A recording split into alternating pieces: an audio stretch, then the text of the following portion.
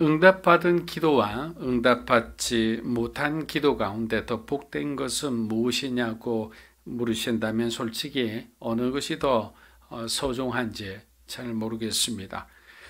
기독교 서점을 가도 가장 잘 팔리는 책들을 보면 응답받는 기도의 비결과 같은 그런 책들입니다.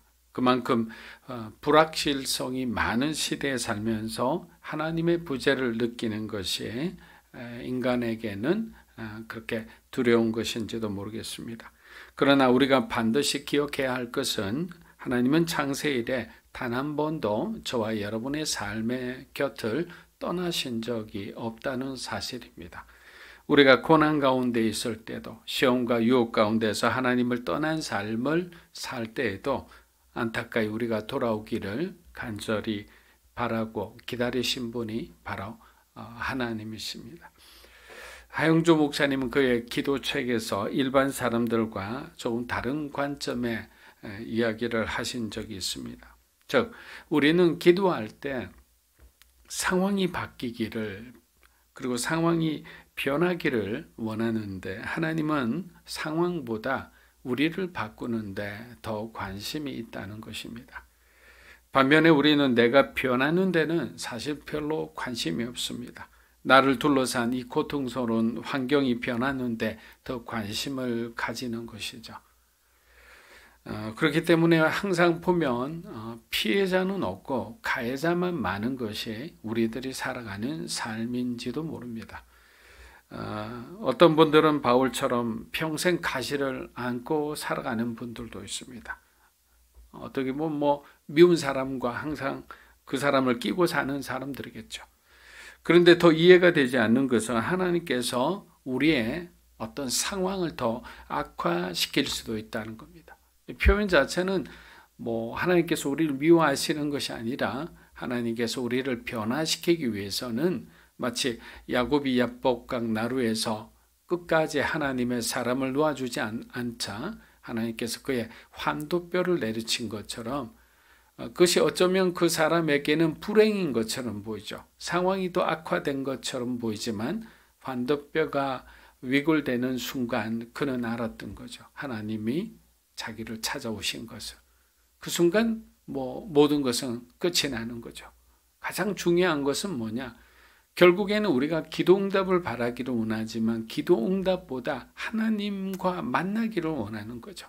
하나님께서 이 문제에 대해서 어떻게 생각하시고 또 나를 지지해 주시는지를 궁금해하는 거예요. 그런데 하나님께서 나를 찾아와셨다면 비록 지금 내 상황이 조금 악화되더라도 우리는 전혀 두려워할 것이 없는 거죠. 고난이 고난처럼 보이지만 그것이 오히려 우리에게는 축복이라는 사실입니다. 그래서 진정한 믿음의 기도는 하나님의 마음을 움직이는 것입니다. 29년의 짧지만 그 누구보다도 아주 장엄한 삶을 살았던 우리가 성경 일기표 그것을 만들었던 그 로버트 맥체이는 이렇게 고백하기도 했습니다. 만약 옆방에서 예수님이 기도하는 소리가 들린다면 나는 수백만의 적도 두렵지 않다. 그리고 예수님이 저 높은 하늘 보좌에 계셔도 전혀 문제가 되지 않는다. 왜냐하면 그분이 지금도 나를 위해 기도하고 계신다는 사실은 변하지 않기 때문입니다. 사랑하는 여러분, 하나님은 저와 여러분에 대해서 모든 것을 아시며 모든 것을 듣고 계십니다. 우리들의 작은 숨소리의 파동까지도 아시는 분이 하나님이신 거예요. 그렇다고 우리의 모든 기도가 다 응답되는 것은 아닙니다. 하나님은 예스와 노를 분명히 하시죠. 주실 것은 주시고 주시지 못하는 것, 지금 줘서 우리에게 해가 되는 것은 분명히 노라고 말씀하십니다. 때로는 wait, 조금만 더 기다려라. 조금만 더 인내해라. 아직까지 내가 너에게 이것을 줄 시간이 되지 않았다고 말씀하기도 합니다. 그렇기 때문에 요한일서 5장 4절 말씀에 따르면 우리가 하나님의 뜻대로 구한다면 주님은 우리의 기도를 들어주실 수밖에 없다는 것입니다. 요한일서 5장 14절입니다.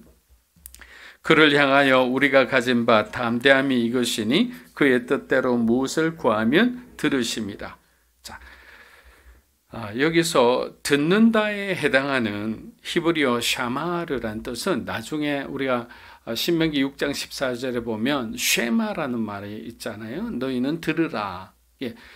성경에서 우리에게 그 신앙인, 이 구도자로 순례자로 살아가는 사람들에게 가장 중요한 것은 하나님의 말씀을 잘 듣는 것이거든요. 그런데 이 샤마르에는 무슨 뜻이 있냐면 복종하다라는 뜻이 있어요. 자, 하나님은 우리의 기도를 들어주신다는 것은 우리가 하나님의 뜻에 복종하는 삶을 살고 있다는 거예요. 시편 23편은 신뢰의 시다라고 분류하기도 합니다. 신뢰할 수 없는 형편과 상황 속에서 우리가 변함없이 하나님의 사랑과 인도하심에 자신의 모든 것을 걸고 있기 때문입니다. 그리고 시편은 하나의 이 두루마리로 이렇게 이루어져 있어요. 두루마리로 이어졌다는 것은 1편 다음에 2편이 오고 22편 다음에 오늘 우리 본문인 23편이 이렇게 이어지고 있다는 말입니다. 그렇다면 이토록 아름다운 신앙 고백을 한 다윗이 22편에는 어떤 기도를 드렸는지 그가 처한 환경을 보면 23편이 더욱 이해가 잘 가시리라 생각합니다. 시편 22편 1절에서 2절입니다. 내 하나님이여 내 하나님이여 어찌 나를 버리셨나이까 어찌 나를 멀리하여 돕지 아니하시오며 내 신음소리를 듣지 아니하시나이까 내 하나님이여 내가 낮에도 부르짖고 밤에도 잠잠하지 아니하오나 응답하지 아니하시나이다. 여러분 시편 22편은 개인 탄원시로 분류합니다. 그런데 정말 궁금한 것은 22편과 23편 사이에 무슨 일이 있었기에 탄원시가 신뢰의 시로 바뀌었느냐라는 말입니다. 22편 1절에서 다윗은 하나님으로부터 버림받았다는 느낌을 숨김없이 드러내고 있습니다. 여기서는 목동 시절부터 나의 하나님이라 부를 정도로 가까웠던 하나님이 나를 멀리 하시는 하나님으로 묘사되고 있습니다. 자신과 하나님과의 관계에 뭔가 문제가 있는 것처럼 독백하고 있는 거예요. 저와 여러분의 인생 가운데도 지금 다윗처럼 황망한 마음이 들었을 때가 있었으리라 생각합니다. 밤낮으로 하나님께 눈물로 그렇게 기도했지만 하나님은 저 멀리 계신 것, 마치 내가 버려진 것처럼 느껴질 때가 있는 거죠.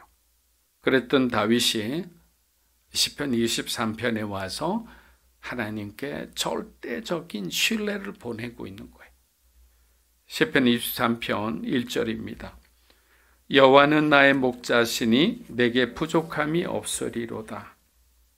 여러분 아시는 분은 충분히 이해하고 계시리라 생각하지만 우리는 흔히 이 양이라는 이 동물의 특성을 크게 세 가지로 나눕니다. 첫째, 양은 방향 감각이 없는 동물입니다. 양은 자기들끼리 놔두면 길을 찾지 못하고 방황하다가 짐승들에게 잡혀먹는 경우가 흔하다고 합니다. 모든 동물이 자기 집을 그래도 주인의 집, 자기 우리를 쉽게 찾는 데 비해서 양은 한마디로 방황하는 존재라는 거죠. 두 번째, 양은 무력한 존재입니다. 한번 넘어지면 자기 힘으로 일어날 수가 없습니다. 그 상태에서 만약 야생동물이 지나간다면 그냥 가만히 그냥 밥이 되는 거예요. 목자가 와서 일으켜 세워주면 다시 일어날 수 있는데 외톨이가 된 양은 그렇게 죽음을 맞이하게 되는 거예요. 세 번째, 양은 눈이 나쁘다고 합니다. 그래서 눈앞에 뭔가 어른거리면 목자인 줄 알고 그냥 따라간다는 거예요. 이렇게 형편없는 분별력을 가지고 있는 것이 양입니다. 이 세 가지만 해도 왜 목자가 필요한지를 잘 알 수 있을 것 같습니다. 그리고 그들에게 목자는 생명을 지켜주는 너무나 고마운 은인인 거죠. 다윗은 여호와를 뭐라고 고백합니까? 나의 목자라고 합니다. 그는 하나님을 경험한 경험이 있기 때문입니다. 방향 감각도 없고 세상에 대한 분별력도 없고 인내심도 약한 자신을 유일하게 지지해 주시고 지켜주신 분이 바로 여호와 하나님이시라는 거죠. 그런데 시인은 아주 중요한 고백을 이어서 하게 됩니다. 여호와가 나의 목자가 되신 후 뭐라고 얘기합니까? 내게 부족함이 없으리로다. 자, 히브리어로는 로하세르라고 하는데 이 동사의 시제가 정말 중요합니다. 이 동사의 시제가 미완료형이랍니다. 여러분, 미완료형이라는 것은 아직 완료가 되지 않았다는 뜻이에요. 그래서 한 번의 행위로 끝나는 것이 아니라 완료가 될 때까지 계속 반복되는 지속성을 가지고 있습니다. 즉 1절에서 시인은 뭐라고 얘기하느냐? 목자이신 주님 때문에 그동안도 부족함이 없었으며, 이 과거에 대한 만족이죠. 지금도 부족함이 없고 현재에 대한 만족입니다. 앞으로도 부족함이 없을 것이다 라는 고백이에요. 그래서 목자에 대한 무한 신뢰를 보내는 거예요. 하나님께서는 나의 과거도 지켜주시고 나의 오늘의 삶도 지켜주시고 그리고 우리의 내일의 삶도 지켜주시리라 믿습니다 하라는 것과 똑같은 거예요. 그런데 이러한 시인의 고백은 광야 생활을 마치고 나오는 이스라엘 백성들에게 하나님께서 친히 먼저 선언하신 말씀이기도 합니다. 신명기 2장 7절 말씀 읽어보겠습니다. 내 하나님 여호와께서 내가 하는 모든 일에 내게 복을 주시고 내가 이 큰 광야에 두루 다님을 알고 내 하나님 여호와께서 이 40년 동안을 너와 함께 하셨으므로 내게 부족함이 없었느니라 하시고, 하나님이 부족함이 없었다고 하면 우리는 풍족하게 사는 것이 40년의 광야의 삶을 비교해서 하나님은 너희들이 부족함이 없었다. 낮에는 구름 기둥으로 밤에는 불 기둥으로 만나와 메추라기로 때로는 신선한 마시는 달고 마시는 물로 그리고 적들로 사방의 적들로부터 야생 짐승들로부터 하나님께서 철저하게 지키고 보호해 주셨는데 너희가 무엇이 부족하다 하느냐라는 거예요. 그렇게 신앙생활의 가장 중요한 기본 중의 기본은 우리의 구원자 되시는 하나님을 절대적으로 믿고 신뢰하는 거예요. 그래서 사단이 가장 좋아하는 것은 뭐냐면 하나님과 어떻게든 우리를 이렇게 떨어지게 하는 거예요. 하나님에 대해서 우리가 의심하게 하거나 반대로 두려워하게 하는 거예요. 그래서 하나님과 우리를 분열시키는 것이 사단의 가장 큰 전략임을 안다면 우리는 그럴수록 시험이 올수록 어떤 내 마음의 불안과 의심이 이렇게 들면 들수록 우린 오히려 더 이렇게 시편 23편처럼 여호와는 나의 목자시니 내게 부족함이 없습니다라고 하나님 앞에 더 강하게 하나님께 신뢰를 고백하는 거예요. 얼마나 하나님이 기쁘시겠습니까? 항상 불평불만하고 원망하고 울부짖는 것이 아니라 오히려 당당한 믿음으로 우리가 세상을 바라보기 시작하면 그는 부모의 마음도 자식이 그렇게 살아가는 것을 보면 든든할 거예요. 시편 23편 2절에서 3절입니다. 그가 나를 푸른 불밭에 누이시며 쉴 만한 물가로 인도하시는도다. 내 영혼을 소생시키시고 자기 이름을 위하여 의의 길로 인도하시는도다. 사막에 풀이 있고 물이 있는 곳이라면 이 팔레스타인 땅에는 오아시스밖에는 없습니다. 척박한 환경에서도 우리를 지켜주시는 분이 하나님이시니 우리가 무엇을 두려워하고 의심하겠느냐라는 거죠. 그리고 3절에 우리 영혼을 소생시키다 할 때 이 소생시키다라는 동사는 원어로 돌이키다, 회복시키다, 새롭게 하다라는 뜻을 갖고 있어요. 내 영혼을 돌이키시고 내 영혼을 회복시키시고 내 영혼을 새롭게 하시는 분이 바로 하나님이시라는 거죠. 다윗이 헤어나기 어려운 공경에 처했을 때 하나님께서 다윗을 돌이키심으로 그의 생명을 구원해 주셨다는 거예요. 한 사람의 인생을 극진히 보살펴 주신 하나님의 은혜가 비단 다윗뿐이겠습니까? 저와 여러분에게도 우리들도 정말 은혜를 구한다면 하나님께 진심으로 주님 앞에 다가간다면 우리에게도 은혜를 베풀어 주시는 좋으신 하나님이심을 믿으시기를 주의 이름으로 축복합니다. 시편 23편 4절에서 5절입니다.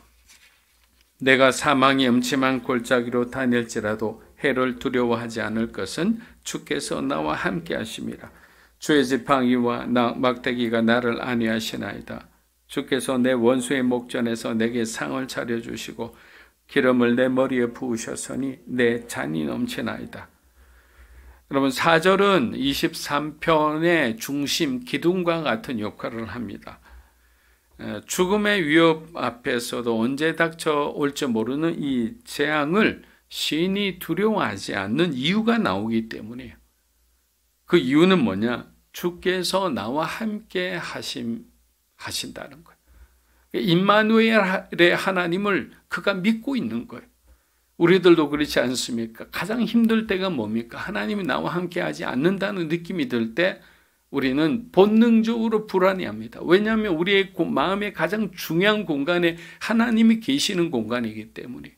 근데 그 공간이 비어있다는 느낌이 들면 그 다음부터는 불안한 거예요. 사업이 잘 됩니다. 자식이 잘 돼요. 외부적 환경에서 정말 부족한 것 하나도 없어요. 그럴 때 내 마음이 왠지 불안해요. 기도할 때마다 뭔가 이렇게 허전해요. 하나님으로 채워야 할 부분이 채워지지 않거나 내 삶의 우선순위가 뒤바뀌어 있거나 뭔가 하나님이 보시기에 올바르지 않은 것이 있을 때는 우리 마음에 세상이 줄 수 없는 그 하나님의 평강이, 그 평화가 우리를 지켜주지 못하기 때문에. 그런데 여기서 뭐라고 했습니까? 그런 환경이 아니잖아요. 정말 절박하잖아요. 죽음의 위협이 있는 곳이잖아요. 그런데도 두려워하지 않는 것은, 조금도 불안해하지 않는 것은 바로 주께서 나와 함께 하시기 때문이라는 거예요. 우리의 입술에서 이러한 고백이 나오기까지 참으로 고단한 많은 신앙의 훈련을 받아왔습니다. 정말 믿을 수 있을 때까지 기다렸지만 그때마다 하나님으로부터 응답은 그냥 고난만 더해질 때도 있었습니다. 그런데 하나 감사할 것은 고난이 깊어지니까 묵상도 깊어진다는 거예요. 그렇게 원하지 않던 묵상이 깊어지다 보니 하나의 중요한 깨달음이 생겼는데 그것이 바로 하나님께 응답하는 신앙이었어요. 하나님께 응답하는 기도와 삶을 살아야겠다라는 결단이었습니다. 나의 기도를 확장하지 않으면 안 되겠다는 거룩한 부담감이 들기 시작했습니다. 나와 내 가족의 범위를 넘어 이제는 하나님의 교회를 위해서, 하나님 나라를 위해서 내가 가슴에 품고 기도하는 것이 또 하나님이 기뻐하시는, 하나님께 응답하는 기도가 아닐까, 그런 생각을 하게 되는 것입니다. 영어로 책임감을 responsibility라 합니다. 이 단어는 response plus ability 두 개 합성어죠. 근데 이 책임감이란 말은 우리가 하나님의 말씀에 얼마나 응답하는 능력이 있느냐에 따라 달려있는 거야. 내가 하나님이 용서라면 내가 용서해야만 나는 거룩한 신앙적 책임감을 갖고 살아가는 사람이. 말도 안 되는 말씀에 너는 이곳을 향해 떠나라면 난 떠날 수 있어야 되는 거야. 근데 우리는 항상 내가 생각하는 나라가 따로 있기 때문에 하나님 나라와 내가 원하는 나라를 구분시켜 놓습니다. 그리고 하나님조차도 내가 원하는 그것을 침범하지 않기를 원하는 거예요. 그래서 하나님께서 하영주 목사님 말씀처럼 사람을 먼저 변화시키려고 하시는 이유입니다. 사랑하는 여러분, 너무 이기려고만 하지 마십시오. 부모를 이기고 자식을 이기고 남편과 아내를 이긴들 내게 무엇이 유익하겠습니까? 자식에게도 저보고 자기보다 약한 사람에게도 양보할 줄 알 때 우리가 사는 세상이 좀 넉넉하지 않겠습니까? 예수님은 우리를 이길 수 있는 분이셨으나 스스로 십자가를 지심으로 패배를 자초하셨습니다. 그러나 주님의 찔리심은 수없이 많은 영혼을 다시 살려내셨습니다. 우리에게 주신 주님의 사랑과 은혜를 기억하며 오늘도 사랑하지 못한 사람들에게 사랑한다 말해주며 우리 주님의 사랑을 실천하는 저와 여러분이 되시기를 주의 이름으로 축원합니다.